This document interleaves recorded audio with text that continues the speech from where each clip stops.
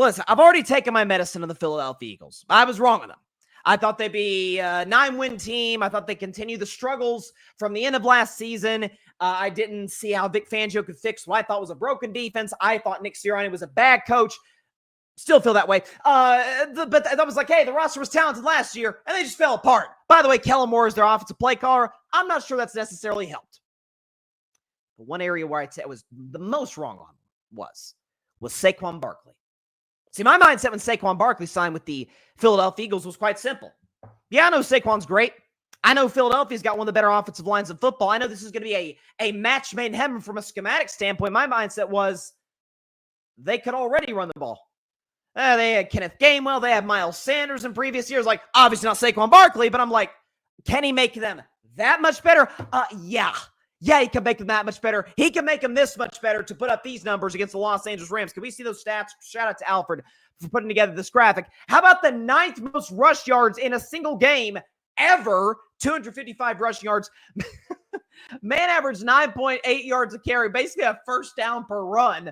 2 touchdowns. He also caught 4 balls for 47. He had 302 total yards. He's the 12th player ever in a single game to have 300 yards from scrimmage. Saquon Barkley is the MVP of the National Football League. I don't think there's any question about it. Now, I'm not saying the race is over. I'm not saying this is Steph Curry 2016 unanimous. I'm not by any means implying that. Josh Allen's still very much in the race. Lamar Jackson has a shot. Derrick Henry feels like he's kind of fallen out of the race. It's kind of a 3-man race at this point.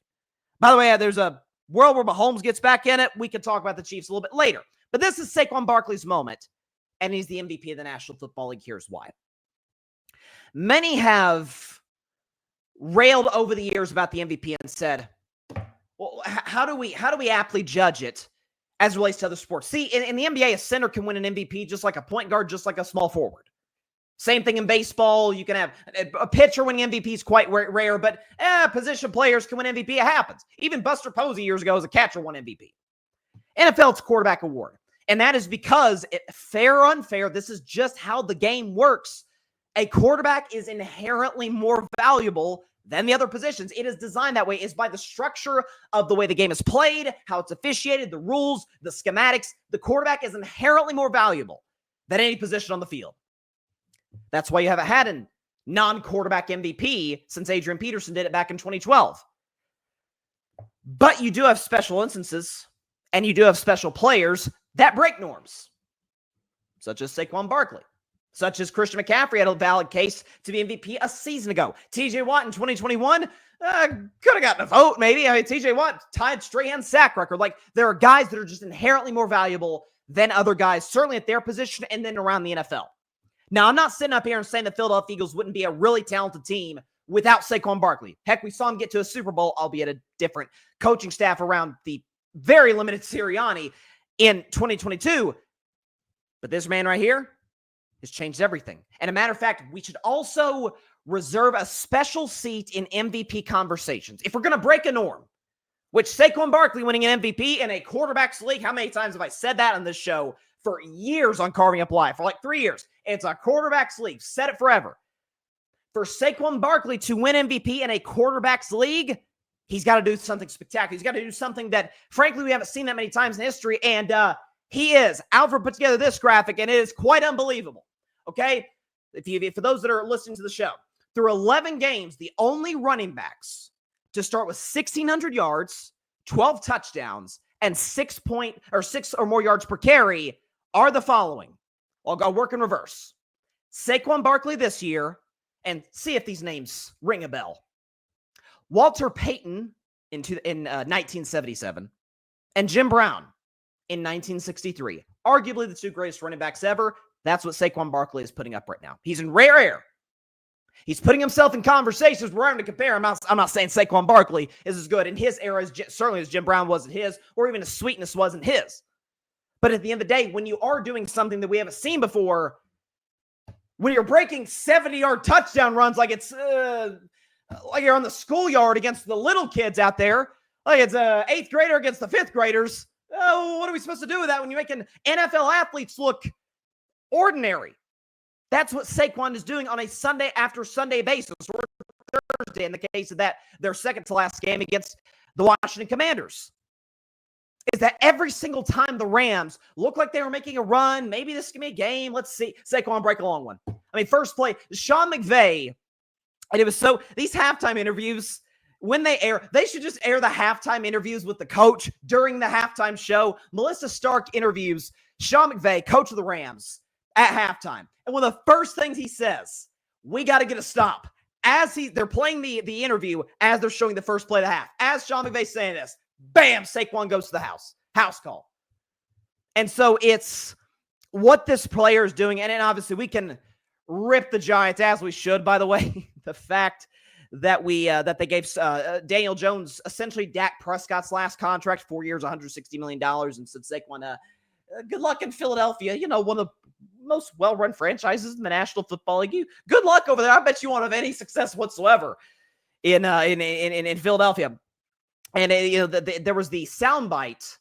I saw this. There was a soundbite from the Giants front office. I think it was Joe Shane, the Giants general manager, during Hard Knocks. And he said, why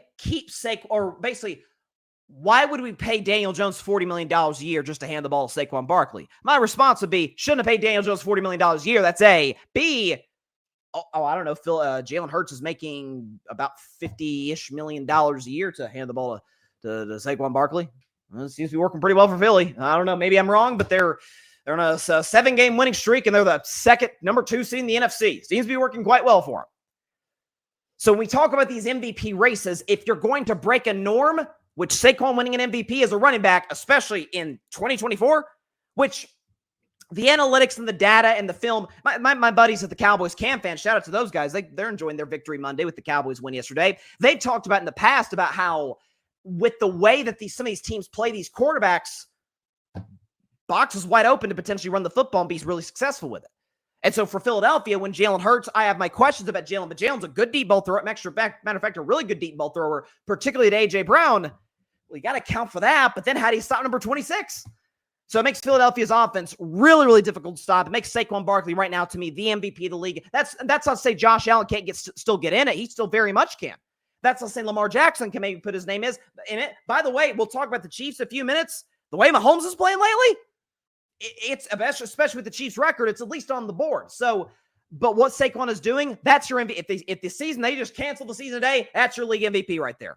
What this guy is doing is not unheard of, but close to it. It is, again, by the numbers, we showed the graphic, i.e. Jim Brown, the late, great Jim Brown in 1963 and the late, great Walter Payton in 1977. What was the stat? Can we show that one more time? 1,600 yards, 12 touchdowns, 6 or more yards a carry. That's the era that Saquon Barkley is in right now, and it's absolutely special. I will say this, though. I don't really have a take about the Rams. They're going to be fine. They're in the tightest division of football. They're fine. As long as they have Stafford and McVay, they're good. The reason, because folks that have watched the show know, I've been skeptical in Philadelphia all season long. Certainly in the preseason, even as they were in the early stages of their current win streak. My thing is, okay, they've got one of the most talented rosters of the league. Jalen's really good at playing with the lead. Saquon's great. A.J. Brown is amazing. One of the 5 or 6 best receivers in football. Devontae Smith, to me, is the best number 2 receiver in football. They got Goddard in the offensive line. The defense is better. All these different things. And the reason I can't quite put them on the same tier as the Detroit Lions, as the Kansas City Chiefs, as the Buffalo Bills is just don't trust the coach. And he validated that last night multiple times. I mean, I was taking notes during the game, okay?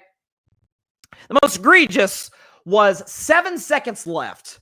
Philadelphia's at midfield. Okay, the Eagles are at midfield, 7 seconds left. It's 4th down and 7. If you get stopped, if you run a quick play, which the first line of thinking for a coach in that spot is 7 seconds left, 4th down. Rams could get the ball back if they stop us quickly. We need to run a play, maybe a Hail Mary that takes a long time to develop to ensure whatever happens, this is the last play to have. And Nick Sirianni and Kellen Moore's like, you know what would work? Let's run a quarterback draw. Huh? That's where we're at with this Eagles team. So it's It's a very talented roster. Now, defensively, they're very well coached. Vic Fangio's done an unbelievable job. Quinyon Mitchell, Cooper DeJean, the two young defensive backs have been amazing. They've been godsends for this defense. The fact that they lost Brandon Graham, man, biggest knock on wood in the world for Brandon Graham. I'm heartbroken for him. That's a veteran. This might have been his last year, and I think he tore a muscle in his elbow, so prayers for him. But this Eagles team is playing great defensively, and they're well coached on that side of the ball. This Eagles team is playing very well offensively, but it's mostly just O-line's doing their work, and Saquon is doing some pretty historic things right now. And Jalen and A.J. Brown are doing their part as well. Don't trust that offensive coordinator, never have. And I certainly don't trust that head coach in big, gotta-have-it situations. We've seen it too many times this year on fourth down calls, on situations where you should have went for it, on situations where you shouldn't have went for it. That's what's going to bite Philadelphia in the playoffs. It may not be until the NFC Championship game against the Lions or somebody. It's going to bite them in the butt. That said, Saquon, don't take a bow yet because the season ain't over. But get ready to receive your MVP if you keep playing like this. For the record, Saquon Barkley, I saw the stat. Saquon Barkley has more rushing yards than 21 NFL teams. Over half the league. Saquon Barkley has more rushing yards than 21 NFL teams. One of them, if you might have guessed, is the New York Giants. If I had one word to the Mara family, to the Tisch, I think the Tisch family owns the Giants. How can I say this? Fire everybody.